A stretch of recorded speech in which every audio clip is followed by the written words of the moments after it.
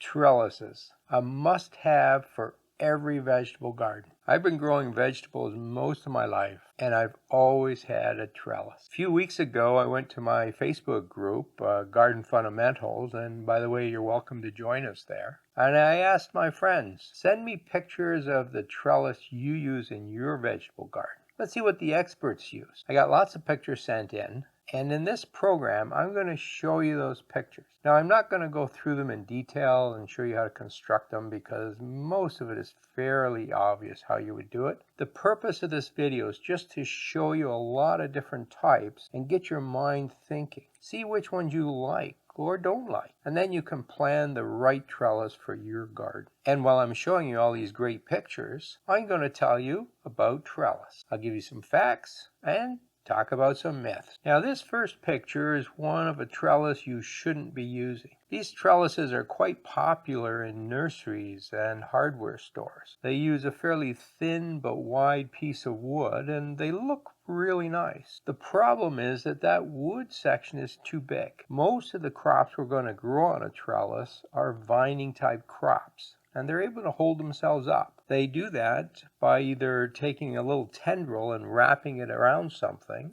or they use the petiole of the leaf and wrap that around something. The problem is most of these plants can't wrap around something thick, and these wooden slats are just far too thick. So although they look nice, don't use these. In fact, what you want is a type of wire, and that wire shouldn't be any thicker than a 1/4 inch, and it should be running vertical. That helps vines climb. So keep it thin and let the vines grow up on their own. Much less work for you. So why use a trellis? Well, I can think of 3 good reasons. One is that it keeps the fruit off the ground, and so it's cleaner. And by the way, things like peas, beans, cucumbers, tomatoes, they're all grown on vines, and they're all fruits. They're not vegetables. Second reason is that it's a whole lot easier to pick this food. I'd rather stand up and just grab that bean. Why bend over if you don't have to? The third reason is one of space, and this is probably the most important reason. Our backyards are getting smaller and smaller. The amount of space you have for growing food is small, and vertical growing allows you to grow more food in a small space. And that's really the main reason for doing it. Imagine growing pumpkins and growing them on the ground. They take a huge amount of space. In fact, for most of you,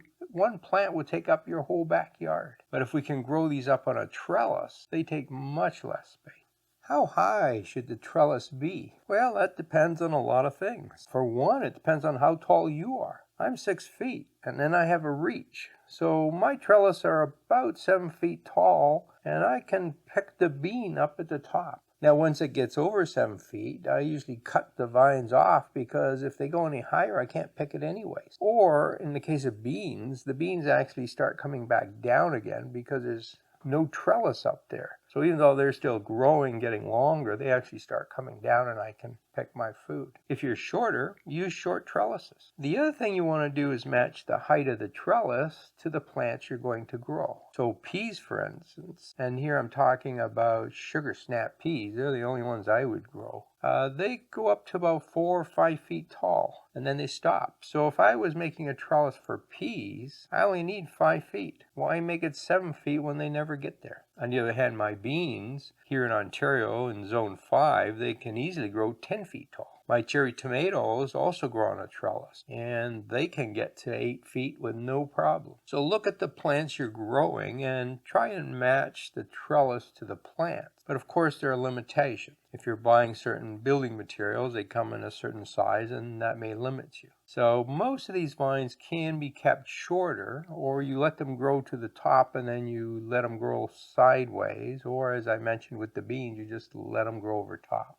Try to match the height of the trellis to what you find comfortable working with and the crops you're going to grow. But as a general rule, taller is better. Using a short trellis with a tall plant really is a lot of trouble. Having a short plant on a tall trellis may be a waste of materials, but it works well. To make this video, I decided to look online and see what other people say about trellis. And I found one website that said one of the reasons to use trellis is because plants growing on a trellis have better access to the nutrients in soil and better access to the water in soil. Now, they didn't give an explanation, and that's pretty common on websites that just say stupid things. There's no reason to think that a trellis is going to change the amount of nutrients a plant gets. That's based on the root system, and having a trellis doesn't really change the root system. In fact, if I had to guess, I would guess that a plant growing on the ground in a sprawling formation might actually have a larger root system, but I'm not sure about that. But trellis has nothing to do with the amount of water and nutrients a plant gets. Probably the most discussed topic about trellises is how should they be orientated in the garden? Should you use an east-west orientation or a north-south orientation? I mean, which one grows better food? I think the right answer here is it depends. I encourage gardeners to really understand their plants and don't follow rules. Learn to think like a plant. And that's what I do in my book, Plant Science for Gardeners. I explain how plants grow. And once you understand how they grow, you can make intelligent decisions in the garden without following somebody else's rule. So what is the best orientation? Well, the plants don't care, but the plants do need something. Most vegetable crops need lots of light. And even though there are videos out there trying to tell you that, hey, most of these vegetables can be grown in shade, that's just bunk. Almost all the vegetables we grow want full sun. And for a lot of us, that's a problem, particularly in smaller yards. So you want to orientate your trellis to get the most amount of sun. If you're at the equator, it doesn't matter quite so much what your orientation is because the sun is up above you most of the time. But as we get farther north or farther south away from the equator, the sun comes in at an angle. And so orientation is a little bit more important. The best orientation to catch that sun is an east-west orientation because the plants are facing the sun all day long. I've orientated my trellis in a north-south orientation. Why would I do that? One of the reasons I do that is that I grow things on both sides of the trellis. So I'll have a trellis with peas on one side and tomatoes on the other side. So I want both sides of my trellis getting sun. And when I go north-south, then one side gets the morning sun and the other side gets the afternoon sun. Not only that, but I'm using fairly thin wire on my trellis, so sun actually goes through the trellis and gets to the other side anyway. The orientation probably doesn't matter too much, and you have to fit it into your garden. If you have raised beds and they're going in the direction of, say, northeast to southwest, well, you have to deal with that. That's where your beds are. Or perhaps your garden is orientated that way. So you have to go with that. Again, back to understanding the plants. All your vegetable crops need lots of sun. So take your trellis and put it at the back of the bed. It still get lots of light there, but in front of that trellis, you now have a sunny garden. If you put the trellis at the front of the bed, the back of the trellis is shaded, and a lot of things won't grow well there. But some things will. For instance, if I'm trying to grow lettuce and it's summertime, it's too hot for lettuce. It bolts. But if I plant it behind a trellis, it's cooler, it lasts longer, and it bolts later on in the season. So I have a longer lettuce harvest. But for the most part, you want a trellis at the back and everything else in front, and that gives you the most sun on all your crops. Now, I've mentioned tomatoes a couple times, and I grow those up a trellis, but tomatoes don't cling to the trellis. They are vines, but they don't really climb themselves. In nature, those vines kind of crawl over top of other plants and lay on the ground.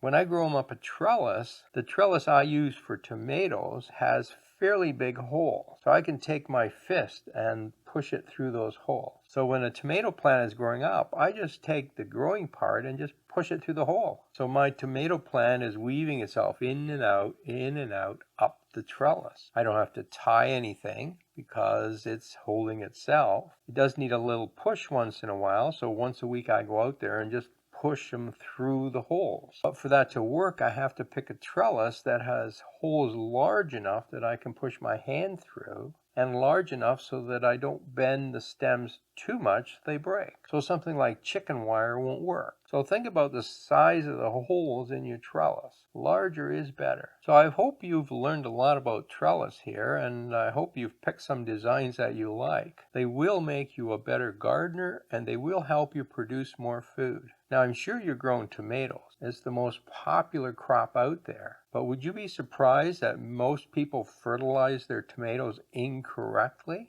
I've made a whole video on how to fertilize tomatoes, and you can get to it right here. I also have a free vegetable growing course that you can do through YouTube. There's no fee, there's no registration. Just go to the videos on YouTube, and you can get started right now by clicking here. Happy gardening.